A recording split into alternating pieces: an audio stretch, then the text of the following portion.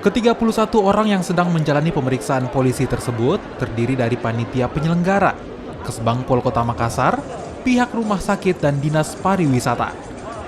Mereka diperiksa terkait perizinannya, karena dalam konser musik terdapat kegiatan vaksinasi dan UMKM yang dirangkaikan dengan kegiatan musik.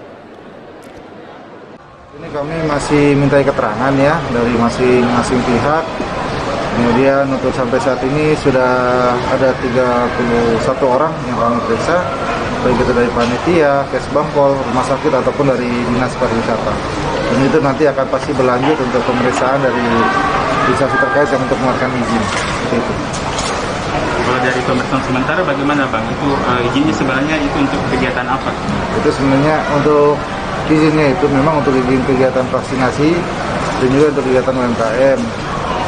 Tetapi dibalut juga dengan diiringi oleh kegiatan musik. Nah, kemudian menjelang sore itulah menjadi suatu pertunjukan konser seperti itu. Sebelumnya, petugas gabungan dari Satpol PP dan kepolisian membubarkan konser musik yang berlangsung di Gedung Celebes Convention Center, Makassar. Pembubaran dilakukan karena melanggar protokol kesehatan di mana penonton yang hadir sebanyak 3.000 orang dari jumlah yang seharusnya 1.000 orang. Arif Tirtana, Kompas TV, Makassar.